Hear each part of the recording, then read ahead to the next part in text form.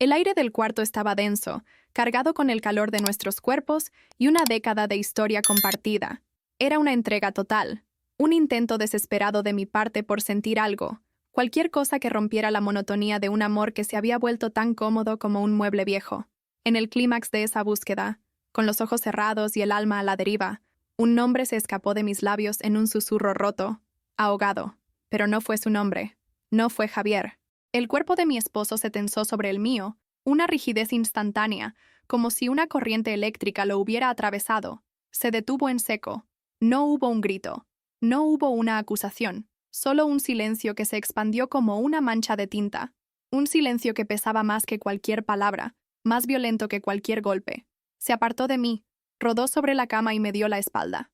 Esa espalda se convirtió en un muro, en el fin de nuestro mundo, y yo me quedé allí, desnuda, helada, escuchando el sonido de mi propia traición rebotando en las paredes de la habitación que yo misma había diseñado para ser nuestro refugio. Si esta historia ya te atrapó en su primer aliento, te invito a que te suscribas y me cuentes en los comentarios desde qué rincón del mundo me acompañas. Necesito sentir que no estoy sola en este laberinto de recuerdos y decisiones, porque para entender el final, primero hay que tener el valor de recorrer conmigo el principio, el momento exacto en que todo se quebró sin que yo me diera cuenta de que ya estaba roto. Quédate, porque el silencio que vino después de esa noche fue solo el comienzo de una caída mucho más profunda, una caída que me obligó a mirar de frente el monstruo que yo misma había creado, no solo en mi matrimonio, sino dentro de mí. Este no es un relato de amor, o quizás sí, pero es uno contado desde las cenizas, desde la cruda honestidad de una mujer que lo tuvo todo, y aún así, salió a buscar algo que la hiciera arder, sin saber que terminaría quemándolo todo a su paso. Antes de esa noche, mi vida era un cuadro perfecto de éxito y estabilidad. A mis 35 años, era una arquitecta con una carrera sólida y un matrimonio de 10 años con Javier, un hombre bueno, un ingeniero de gestos sutiles y un amor contenido.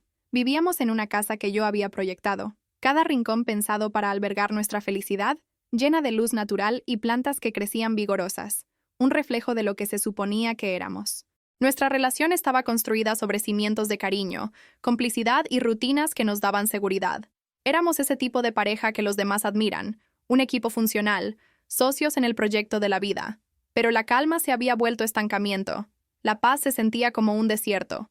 El amor, ese sentimiento que una vez fue un incendio, se había transformado en el calor residual de las brasas, un afecto tranquilo que ya no tenía la capacidad de electrizar mi piel ni de acelerar mi corazón. Poco a poco, sin notarlo, mi rol en la relación se había desdibujado. Dejé de ser Sofía, la mujer, para convertirme en la cuidadora, la administradora del hogar, la compañera predecible. Amaba a Javier, de eso no tenía duda, pero era un amor que se había acomodado en la costumbre, despojado de toda pasión. Un sentimiento de invisibilidad me consumía por dentro. Ansiaba una ruptura, no del matrimonio, sino de esa imagen en el espejo. Quería que alguien me mirara y viera más allá de la esposa, de la socia. Cargaba con el conflicto interno de tener todo lo que la sociedad define como un triunfo, y sin embargo, sentir un vacío abismal, un hambre voraz de sentirme viva, deseada de una forma que me aterraba admitir en voz alta. Era la paradoja de estar rodeada de una vida perfecta y sentirme profundamente sola en el centro de ella, una soledad que se hacía más grande en el silencio de nuestra casa perfecta. Fue en ese desierto emocional donde Mateo se convirtió en mi oasis. Mateo, el mejor amigo de Javier desde la infancia, el testigo de nuestra boda, el tío honorario de nuestros futuros hijos imaginarios. Nuestra conexión no nació de un deseo carnal, sino de algo mucho más peligroso, el entendimiento. Las conversaciones con él eran profundas, nuestras risas, genuinas y escandalosas. Me escuchaba, me veía. Había una admiración intelectual que pronto empezó a cargarse de una tensión física insoportable, un campo magnético que nos atraía cada vez que estábamos en la misma habitación. Era un refugio secreto, un espacio donde yo podía ser simplemente Sofía, sin roles ni expectativas. Cada encuentro era como beber un vaso de agua fresca después de días de sed, y esa sensación se volvió adictiva, una necesidad que mi conciencia ya no podía reprimir ni justificar con la simple etiqueta de amistad. Él me devolvía el reflejo de la mujer que yo temía haber perdido para siempre. La noche que todo se rompió fue durante una fiesta en nuestra casa. Me sentí particularmente desconectada de Javier, que se movía entre los invitados con su habitual encanto tranquilo, mientras yo me sentía como un satélite orbitando a su alrededor, invisible. Más tarde, cuando todos se habían ido y la casa quedó en silencio, Mateo se quedó a ayudar. Una palabra llevó a la otra, una mirada se sostuvo más de la cuenta, y la vulnerabilidad del momento hizo el resto. Cedí. Nos entregamos el uno al otro en un encuentro clandestino, intenso, cargado de todo lo que me faltaba. Fue un acto de pura desesperación, una búsqueda egoísta por sentirme deseada. La noche siguiente, intentando reconectar con mi propia vida, con mi esposo, hice el amor con Javier. Y en ese acto de supuesta intimidad, en ese intento de redención silenciosa, mi cuerpo me traicionó. Mi subconsciente gritó la verdad que mi boca intentaba callar. Susurré el nombre de Mateo. Y con esa sola palabra, detoné la bomba que arrasaría con todo lo que habíamos construido. A la mañana siguiente, el silencio continuaba, pero había mutado. Ya no era un muro. Era una niebla tóxica que lo impregnaba todo. Me desperté antes que él, con el peso de la culpa aplastándome el pecho. Bajé a la cocina, esperando una confrontación, un grito, una puerta azotada. En cambio, encontré a Javier preparando café, como cualquier otro día. Su normalidad era devastadora, un acto de crueldad calculado. Se movía con una precisión mecánica. Sus gestos eran los de siempre, pero estaban vacíos de vida. Cuando me entregó la taza, sus ojos no encontraron los míos, y entonces lo dijo, con una voz neutra, casi amable, que me heló la sangre. Aquí tienes, mi ángel. Ese apelativo, que antes era una caricia, se convirtió en un cuchillo. Cada sílaba era una burla, una marca de mi pecado, el recordatorio de que yo era todo lo contrario a lo que esa palabra significaba. Me quedé inmóvil, con la taza temblando en mis manos, destruida por su gentileza letal. Los días que siguieron se convirtieron en un infierno de normalidad forzada. Vivíamos como dos fantasmas educados compartiendo una casa demasiado grande. Javier continuó con su rutina, yendo al trabajo, leyendo el periódico, pero su presencia era una ausencia. La cordialidad con la que me trataba era una barrera de hielo, infranqueable. Cada conversación trivial sobre el clima o la cena era un campo minado. El silencio ya no era pesado, era afilado. La casa que yo había diseñado para ser un espacio de conexión, con sus áreas abiertas y su luz abundante, ahora se sentía como un escenario, una maqueta de una vida que ya no existía. Y la palabra ángel se convirtió en su arma predilecta. La lanzaba al aire en momentos inesperados, siempre con esa sonrisa vacía que no le llegaba a los ojos. Cada vez que la oía, sentía una punzada física de vergüenza, un recordatorio constante y silencioso de mi caída. En un intento desesperado por contener el daño, por aislar mi veneno, corté toda comunicación con Mateo. Le envié un mensaje corto, frío, pidiéndole que no me contactara más, que lo nuestro había sido un error catastrófico. No hubo respuesta. Solo un silencio digital que gritaba su propio terror y alivio. Sabía que él también estaba aterrado, no por mí, sino por la posibilidad de perder la amistad de Javier, un lazo que era mucho más antiguo y sólido que la frágil y egoísta conexión que habíamos tejido. Su desaparición de mi vida fue inmediata y total, y con ella, se fue también la última excusa que me quedaba. Ya no podía culpar a la tensión ni a la conexión. Estaba sola, completamente sola con las consecuencias de mi elección, atrapada en el teatro de mi matrimonio con el único espectador y juez, mi marido herido. La soledad que antes me empujó a buscar un refugio ahora era mi castigo. Una semana después, tuvimos una cena con amigos, una de esas obligaciones sociales que de repente se sentían como una sentencia. Me arreglé, me maquillé, construí una fachada de serenidad que me costó cada gramo de energía. Durante la cena, la conversación fluía. Las risas sonaban huecas en mis oídos. Entonces, en un brindis, uno de nuestros amigos bromeó sobre la suerte de Javier por tener una esposa tan fiel. Y Javier, levantando su copa y mirándome directamente a los ojos con una sonrisa indescifrable, dijo: «Soy el hombre más afortunado. La lealtad de Sofía es el pilar de mi vida». Sentí que el suelo desaparecía bajo mis pies. El aire se volvió espeso, la sangre abandonó mi rostro y un sudor frío recorrió mi espalda. Tuve que agarrarme al borde de la mesa para no desmayarme. Fue un acto de tortura psicológica tan perfecto, tan público y tan sutil, que nadie más en la mesa lo notó. Solo yo entendí el veneno detrás de su elogio. La máscara de normalidad de Javier finalmente se agrietó una noche. No lo oí llegar a la cama y después de un rato me levanté a buscarlo. Lo encontré en la terraza, de espaldas a mí, mirando la oscuridad del jardín. La luz de la luna dibujaba su silueta, y vi cómo sus hombros se sacudían en un sollozo silencioso y profundo. No hacía ningún ruido, solo el temblor de su cuerpo traicionaba un dolor que luchaba por contener. Me acerqué lentamente, sin saber qué decir, qué hacer. Mi presencia pareció romper el hechizo. Se secó las lágrimas rápidamente con el dorso de la mano, y sin voltearse, dijo con una voz ronca que intentaba sonar casual. No es nada, solo estoy cansado del trabajo. Esa mentira piadosa, ese intento de proteger su vulnerabilidad de mí, la causa de su dolor, fue 1000 veces más doloroso que cualquier acusación. Ver su sufrimiento real, desnudo y frágil, me destrozó de una forma que su ira jamás habría conseguido. A partir de esa noche, mi propia narrativa interna comenzó a desmoronarse. La justificación que había construido, esa historia de una mujer invisible que necesitaba ser vista, se reveló como lo que era, un velo de egoísmo. Empecé a verme a mí misma a través de sus ojos, no con ira, sino con una profunda y amarga decepción. ¿Cómo pude ser tan ciega? ¿Cómo pude interpretar su calma como desinterés, su rutina como estancamiento? El recuerdo de mi susurro en la oscuridad se convirtió en una tortura, un eco constante en mi mente. La culpa dejó de ser una emoción abstracta para convertirse en una presencia física, un nudo en mi garganta que me impedía tragar, un peso en mi pecho que dificultaba mi respiración. El monstruo ya no era mi soledad, el monstruo era yo, mi propia incapacidad para valorar el amor silencioso y constante que había dado por sentado durante una década entera. El apodo Mi Ángel continuó siendo su recordatorio diario. Lo usaba en los momentos más mundanos, convirtiendo lo cotidiano en una forma de castigo. «Pásame la sal, mi ángel», decía en la cena, su voz plana, sus ojos fijos en su plato. «¿Vas a salir, mi ángel?», preguntaba si me veía tomar las llaves del coche, el tono falsamente preocupado. Cada vez que pronunciaba esas 2 palabras, yo me encogía por dentro. Odiaba esa palabra.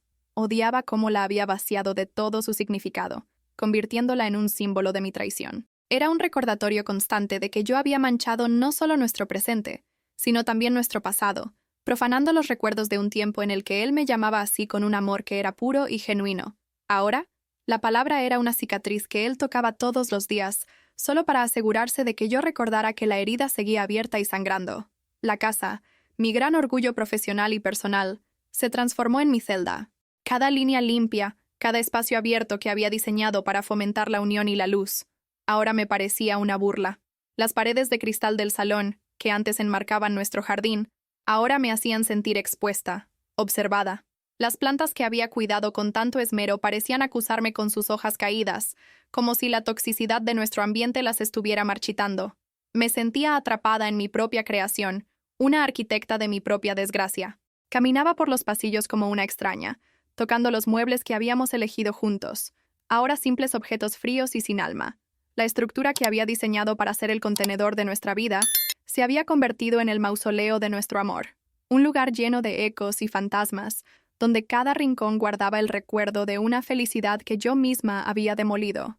En un acto de desesperación, buscando una forma de romper el ciclo de silencio y dolor, decidí hacer algo por él, algo que me reconectara con el hombre que amaba, no con el extraño con el que compartía un techo. Decidí ordenar el viejo armario de su estudio, un caos de papeles viejos, cajas y recuerdos que él siempre posponía. No buscaba nada en particular, no era una investigación, era un intento de servicio, un acto de contrición silencioso. Quería, de alguna manera, poner orden en una pequeña parte de su vida, ya que había desordenado la totalidad de ella.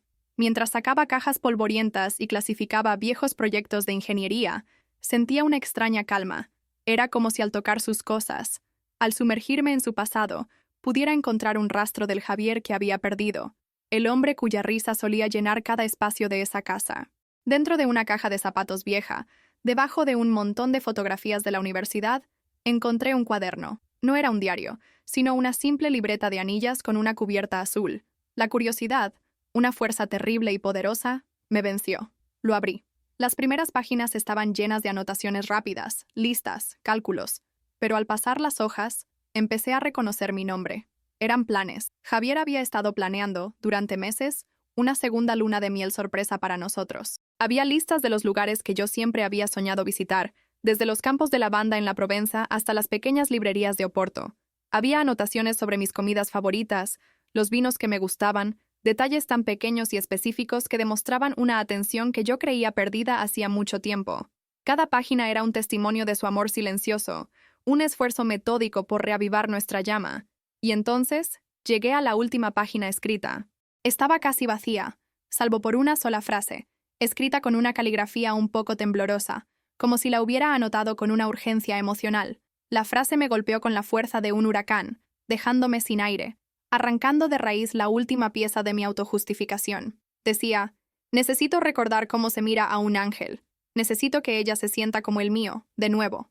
En ese instante, todo el dolor, toda la culpa y toda la vergüenza de las últimas semanas cristalizaron en una verdad insoportable.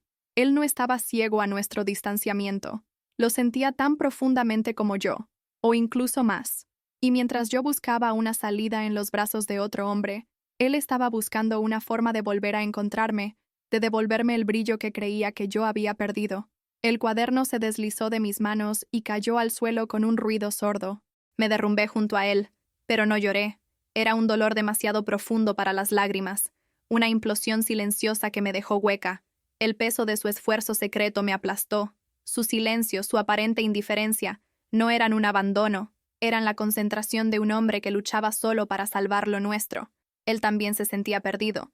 Él también estaba intentando encontrarnos. La ironía era tan cruel, tan devastadora, que me partió en dos. La noche que susurré el nombre de Mateo, no solo traicioné a mi marido, traicioné al hombre que estaba luchando en secreto para recordarme que yo era su ángel, justo en el momento en que yo me estaba comportando como un demonio. El cuaderno abierto en el suelo no era solo papel y tinta, era la lápida de nuestra última oportunidad. ¿Te está gustando esta historia? Deja un like y suscríbete al canal. Ahora continuamos con el video.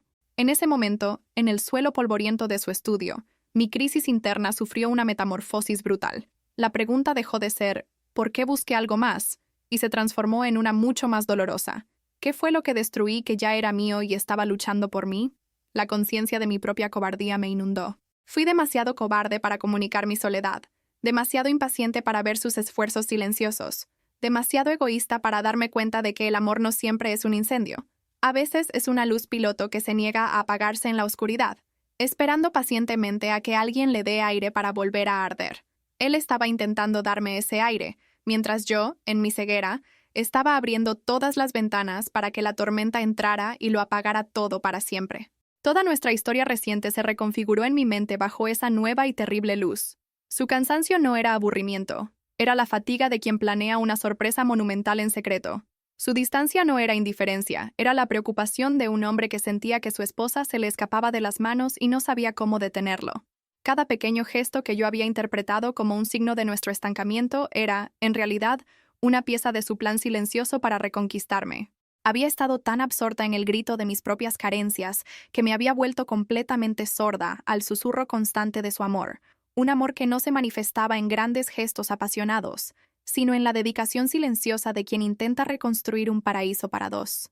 Y yo, en respuesta, había prendido fuego a los planos. Esa tarde, no escondí el cuaderno.